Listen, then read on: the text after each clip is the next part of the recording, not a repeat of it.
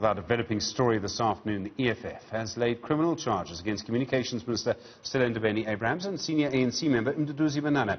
The two allegedly breached lockdown regulations imposed by government.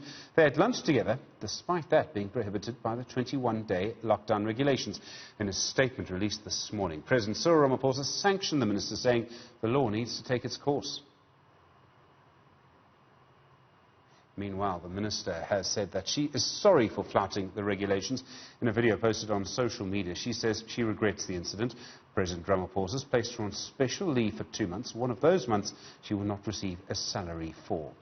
Well, remaining with that story, I'm now joined in our studio by our politics editor, Sbu Ngalwa, to look at the implications of what is, I suppose, effectively a suspension of the minister. Sbu, good afternoon to you. I mean, special leave. There have been long conversations around what special leave can actually mean. Just the fact that Jackson Mthembu has been appointed communications minister in her absence, this is something we've never seen before.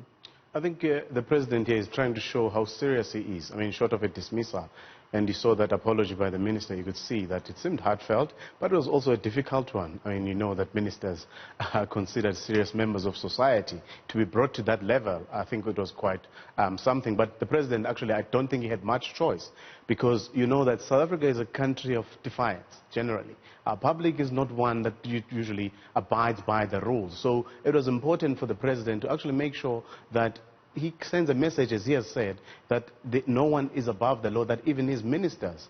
But I think also going forward now, this is a lesson. Everyone will fall into line. You saw there were people who have been saying, what about Lindy Wezul, what about Fikile Mbalula going to the taxi rank? I don't think that's the point. The point is that going forward, this is now the line that everyone has to take. I doubt that any senior member of government, be it at the provincial level or at national level, will actually now go against they'll be wary of what they do going forward.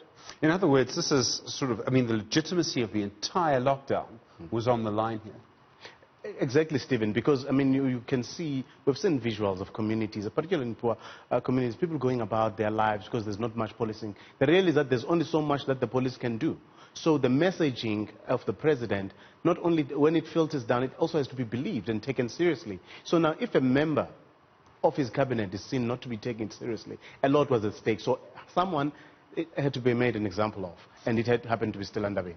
Could this set a new tone for President Ramaphosa? Decisive action, demands from society for that decisive action. There'll obviously be an argument about whether he should or could have fired her. I mean, it's a difficult political conversation. We'll come to that in a sec. But could this be a change in tone?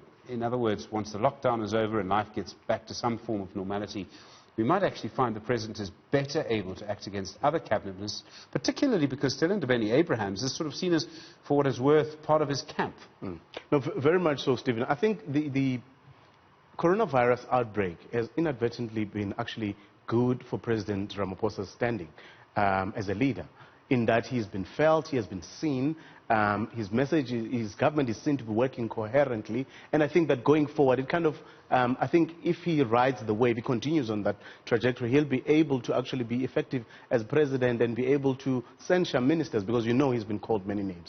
Indecisive, he cannot hold anyone to account, and I think this is important. If he continues in this line, no one will ever be happy with what sanction you give. But I think this is a step in the right direction, that no one can be seen to be defying the lockdown rules.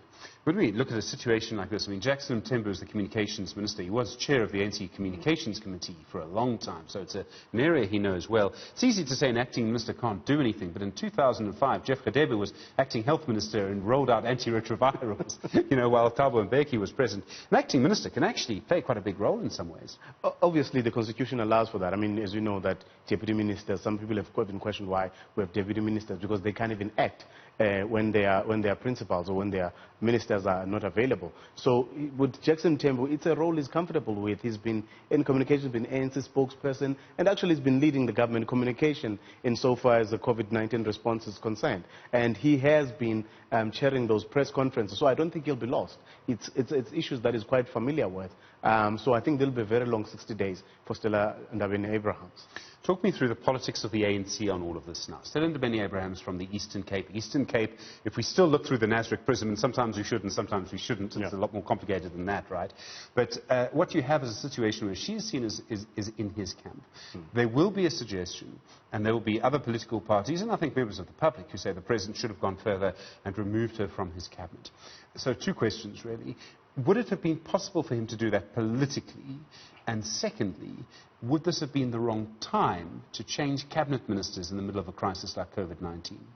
I think the president would have considered a number of things.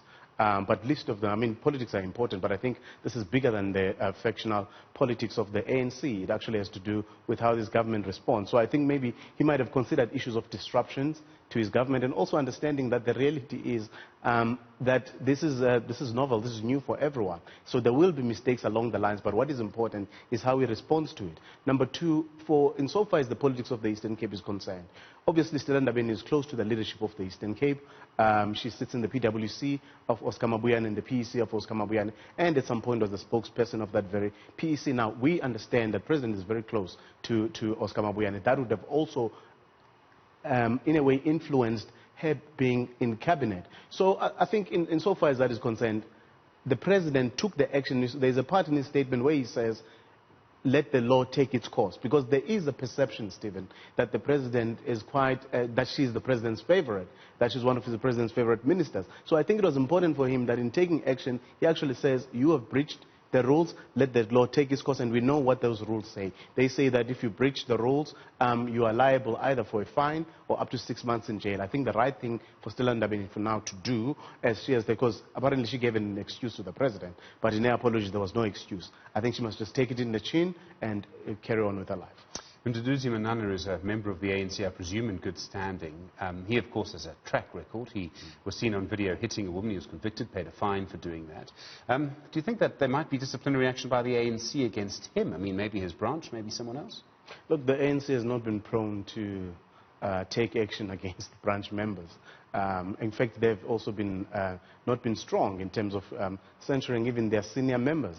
I think, short of I don't expect anything more than the statement that we saw this afternoon. But I think it also is important for the Minister Stella Ndabeni-Abrahams to consider who she regards as her friends going forward.